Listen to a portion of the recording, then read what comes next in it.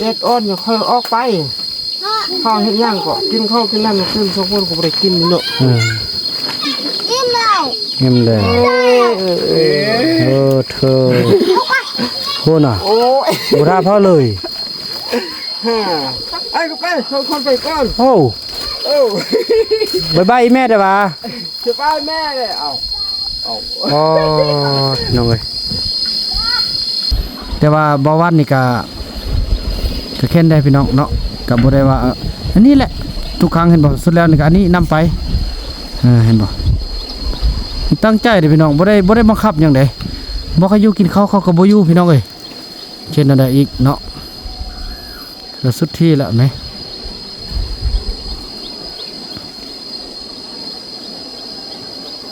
ยังไงก็เอาเครื่องเอายังหันแล้วแหละขอบใจFCผู้มีน้ำใจแบ่งปันเหมือนฟ้าบันดาลให้สร้างรายการนี้มาสวยเหลือคนทุกข์คนจนหรือคนด้อยกว่าด้วยแห่งศรัทธาบุญนำพาได้มาร่วมทาง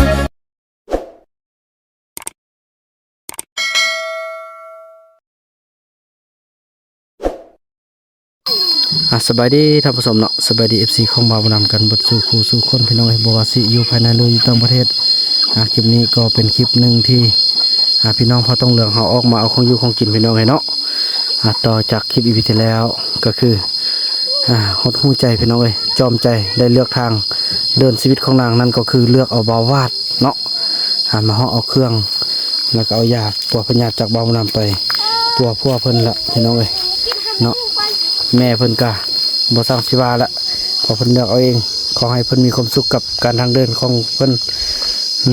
โดนๆเลยก็มาย่ำอีพ่อเด้อลูกมุกคือกันเด้อ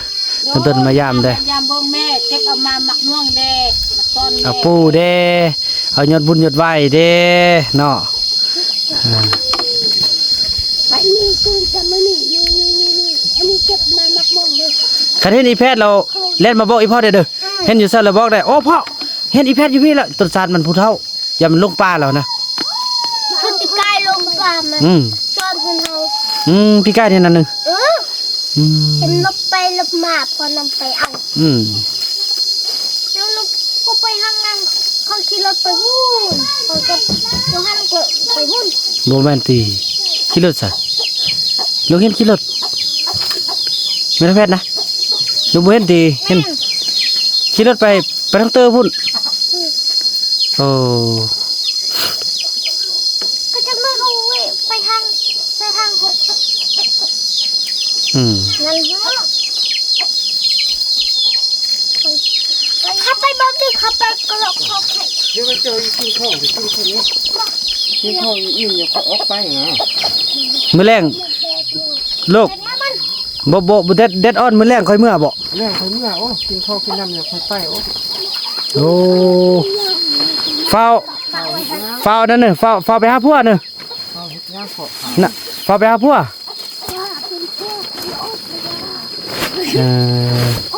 ข้าวย่างเด็ดอ่อนอย่าค่อยออกไปข้าวเห็นย่างก็กินข้าวกินน้ำขึ้นสองคนก็ไม่ได้กินเนาะอิ่มแล้วอิ่มเลยเธอพูดน่ะบุราพ่อเลยไอ้ก็ไปคนไปก่อนโอ้บายแม่ได้ปะจะไปแม่เลยเอาอ๋อน้องเอ้ย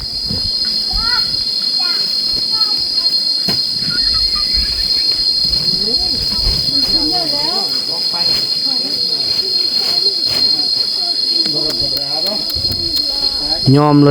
ยโหดสุดพี่น้องเอ้ยบอกจอมกับอันบุญยงดีๆเด้อเลยอ๋อถูกเนี่ยก็ฟักเบิ้งเข้าเด้อพอมันให้เด้อมีอย่างกันเจ็บกันปวดกันเป็นไข้ผู้ใดเป็นไข้แล้วก็มาบอกลูกเด้อลูกเอายาไปให้กินเด้ออยู่ป้านนี่บูฮู้ยายังแล้วเนาะบูฮู้แหละพี่พ่อก็บูฮู้อย่างหรอกบูฮู้เลยมีแต่เจ็บแล้วก็บอกลูกเอาเด้อลูกเอายาไปให้กินเด้อ สลีดให้ปล่อยว่างแล้วเนาะอีจอมนี่บ่ขึ้นฮอดแล้วเนาะ ไม่ไอ้ มันผู้เยอะแล้วเพิ่นว่า มันเป็นคนน้อยโอ้คนน้อยบ่ยอม อืม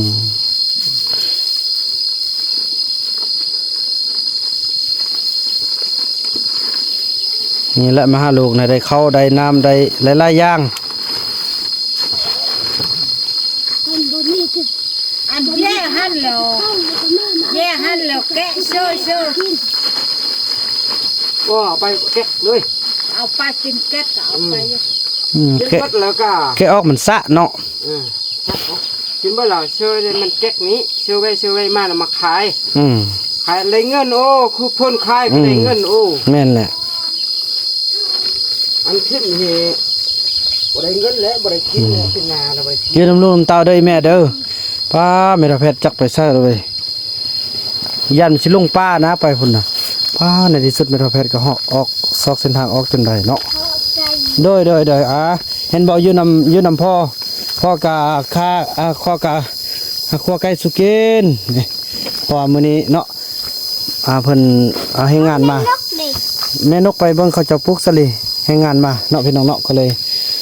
ได้เอาไก่สู้กันกินไปส่องเบิ่งเขาเจะย่างไว้บ่พี่น้องเอ้ยคือว่าบ่ให้อยู่กินข้าวก็บ่กินพี่น้องจนจะอันตรายเลยบ่าวนำจะสู้มาเบิ่งเด้อพี่น้องเอ้ยเส้นทางชีวิตของจอมใจเอ้ยฮอดใส่แล้วยอมเลยหัวใจนำเด็ต้นสาดเนาะยาเถอะมันเป็นความสุขของเขาพี่น้องเว้ย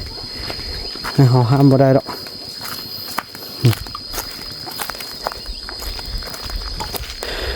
บอกไปคนละ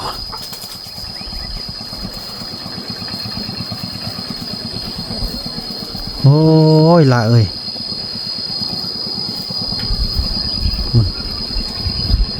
งามจึกอันนี้แหละตัวปัญหามาโปะกันพอดีเลย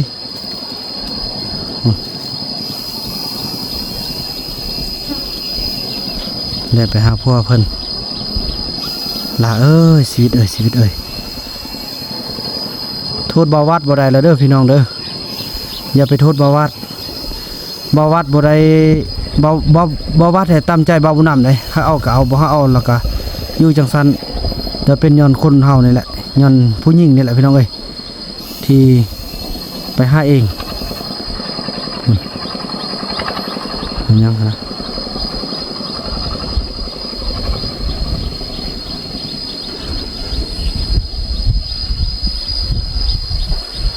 มันเป็นกาเกียมหับที่ผ้าขาทองมาแล้วมันนึงนะโอ้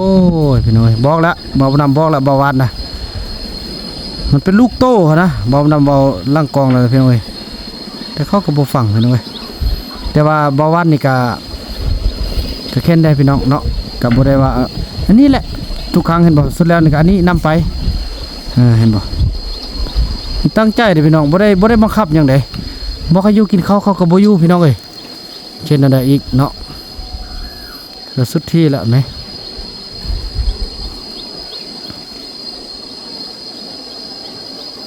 ยังไงก็เอาเครื่องเอายังหันแล้วแหละ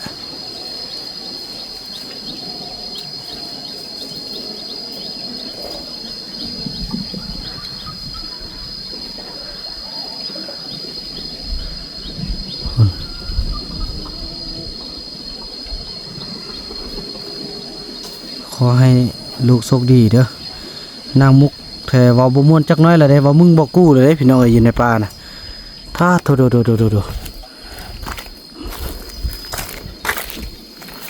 นี่โชคดีเด้อจำใจเอ้ย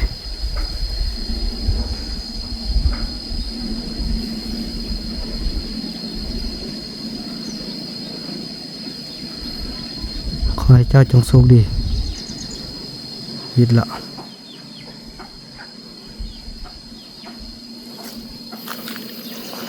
สันแล้วพี่น้องเอ้ยอย่าห้าว่าเบาบ่นำเว้าจังสันจังสีทุกแนวเว้าหมดแล้ว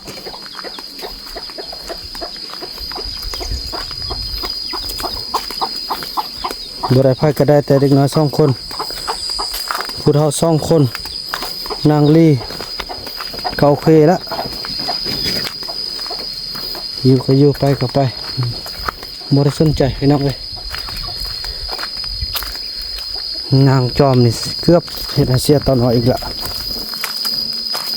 โอ้บ่ไหวแท้ๆพี่น้องเอ้ยตัดซะตัดจักมันหาตัวนี้เลยซะ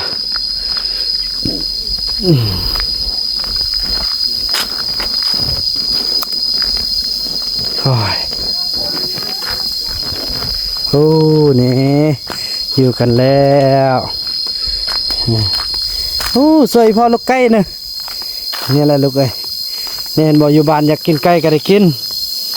อยู่ป่านี่ได้ซอกเอา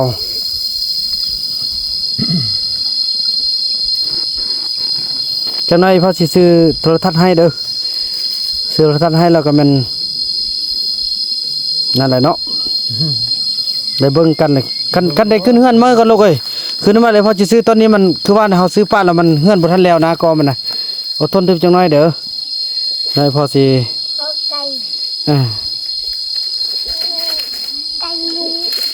นี่สั่งช่วยขอช่วยกันปีหน้าเขาเลี้ยงหลายๆนี่เลี้ยงเป็ดพร้อมเอาไว้เป็ดนี่เอาไว้อนามัยเป็ดนี่เอาไว้อนามัยแบบอันหญ้าพี่น้องมันกินหญ้าเด้เราจะเปลี่ยนลอมบนั้นลอมบนี้ให้เป็ดกินเองให้มันเปลี่ยนนะเป็ดเลี้ยงแล้วก็มันแบบ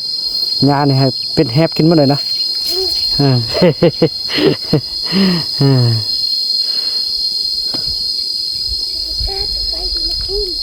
เนี่ยซอกบ่เห็นจักไปทางใดอีเพชรน่ะ ค่อยว่านี่ว่า พาถูตายจนซาดแล้วเด้ ข้าเดี๋ยวก็มาไปอยู่ป่า อีแม่อยู่นำลูกเด้อบ่ทาไปใส่อีแม่อยู่นำลูกเด้อนี่ลูกจะเอาให้ขึ้นนี่เฮือนแล้วเฮาขึ้นไปอยู่เทิงเลยเนาะเขาเห็ดบ่ยอดเขาเห็ดไปทาง เน้อ เล่นไปทางตาไป ลูกก็เห็นน่ะเห็นแหละแล้วไปแวะเขาใส่นี่บ่เห็นเนี่ยมันเข้าไปทางนี้เด้อ บ่ไปมันได้เจอ น่ะที่พอไปวงบ่เห็นลูก เนี่ยเริ่มตุยแล้วเด้เริ่มงามแล้วไปบนเขาหน้าอึดมันยาก เห็นว่าไปป่าบ่มีข้าวอึด มันตกเพียกไป เนาะนี่เพิ่นก็ตัดนางจอบออกไปก็เข็นเด้อลูกเอาเก่งลูก หอยเนยกระแตน เนาะนึงได้เนาะนี่บ้านนั้นอยากกินข้าวบ่อยากกินหัวอยากกินหยังล่ะบอกพ่อไอ้เด้อพ่อต้มแล้วจะให้พวกลูกกินพอผมได้เพิ่นบ่ได้เมื่อใดได้กินข้าวคนบ่ ซื้อไปค้าง ว่านี่ออกไปย่าไปหาไปกู บริโภคมันนี่ โอ้โหนี่เริ่ม เขาไปหันเนาะย่าไป โอ้อันจับนี่สบายเนาะเขาเช็ด2อันได้อันสบายขึ้นนี่นะโอ้พัดลมเย็นเซ่อๆตื่นจนได้แกซื้อโทรทัศน์เอาไว้เนาะนี่เฮาก็นั่งนี่เบิ่งเลยโอ้โธ่เฮือนผู้ใดงามคือกันเนาะเฮือนน่ะเนาะกันแล้วแหละพอถ้ากินข้าวก่อนเนาะจึงเมื่อเนาะ ลูกขี้อู โดยเด็กน้อยหั่น ลุงหันเลยลูก อีจอมมันเฝ้าเมื่อเฝ้าหาผัว ว่าย่ามัน ยามันถามว่ากินเตา นี่ กินเตาเนาะ เตาไข่ไข่ชื่อปลายแก้มเนาะไข่โอ้เจาะมือเช่า เนี่ยอยู่นี่ก็เย็นดีก็สบายดีโอ้ คือมันวันนี้อียงลูกชายยงไปเขาเอิญแม่โซเอิญบ่เห็นแม่ไปเอาบงหอยเหยียบมา เขาก็ลัดไปหุ่นลัดเลาะคือน้ำบัวเห็นบัวจวบ ลูกว่า แล้ว ยาน แม่อีต้อมนั่นก็ขับขี่ไปรถทางว่างหันเขาบอกแล้วไป เบิ่งเนี่ยเหยียบมา เห็นนี่มาโชว์นี่บ่เห็น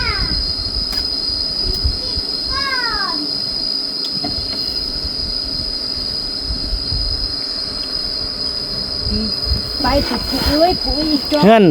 อนนี่แม่เป็นหลังนี้เด้อบัดนั้นแล้วลูกจีเอาคนเครื่องขึ้นเนาะเนี่ยมันแล้วก่อนหลังนี้คันอีแพทมาแล้วมันอยู่ข้างล่างมันบ่อาบน้ำน่ะนอนให้เตียงมันนอนอยู่ข้างล่างบ่มักอาบน้ำ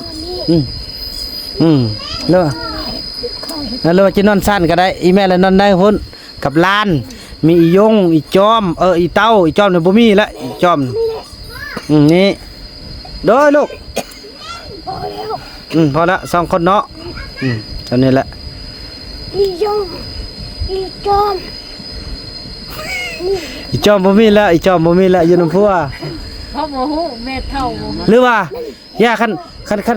เข้ามาคันเขาอยากอยู่ก็ให้อยู่นำนี้ก็ได้เนาะสองพ่อสองแม่เฮือนหลังบ่ใหญ่เนาะ แม่นหลัง ถ้าเขานอน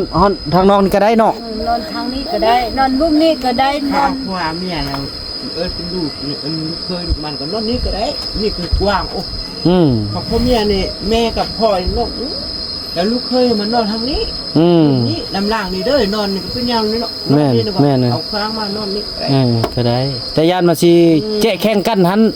มื้อนึง เจ๊นี่ก็เป็นยัง มื้อนึงทาง ทานตู้เอาไว้ มื้อนึงทางนั้นก็กลึงเฮาเนาะก็กลึงเห็นเอาได้ ก็นอนนี่ลูกเจ๊อยู่นี่อะไรพ่อแม่เจ๊อยู่นี่ก็ได้คือละครึ่งข้างกัน แข่งกัน ผมว่าดับไว้ต้องพูดแจ้งพูดเลยแจ้งตลอดแล้วกลางนี่ดับ เดี๋ยวกันไม่ได้เว้ยดับเมื่อคืนนี่ดับดำพูด นั่นเอาละพี่น้องเนาะ เงี้ยวแล้วก็ปิดออกแจ้งแล้วไปเงี้ยวเงี้ยวละล้างขึ้นมาเฮ็ดอีก ว่าตัวเก่งก็ตัว เว้ยไม่ใช่มันตั้งขึ้นในเป็นแม่มันชุบลงหัวมันหัวควยต้นมักแห้งๆคือกันว่าเอาไปนั่นก็พกไปหักบ่ มักขนาดแล้วนี่นี่ยิ้มเปื่อยๆกันว่าเรื่องแจ๊ะก็ได้ดีใจโอ้เย็นเซยๆพี่น้องเอ้ยอากาศเย็นดีขนาดเนาะท่านี้โดยในรูปก็เย็นเนอะอันนั้นกับแป้งมาทางนั้นทางนี้จะเป็นซ่องข้างพี่น้องเนาะจะมีซ่องข้างเฮ็ดอันกันได้ขึ้นซ่องข้างหรือว่าบางเทื่อก็อาจจะข้างเดียวบางเดี๋ยวบางตัวจริงเนาะเดี๋ยวเพิ่นจะเฮ็ดใหม่ให้พอบางเทื่ออันนี้มันทางย่างเข้าขึ้นครัวพี่น้องลองบางตัวจริงเนาะถือว่านั้นแหละพี่น้องคลิปนี้บ่าวบุญนำจะขออนุญาตจบคลิปกับสำนีก่อนเนาะแล้วก็พบกันใหม่ในคลิปต่อไปพี่น้องคลิปนี้บ่าวบุญนำขอกล่าวคำว่าสบายดี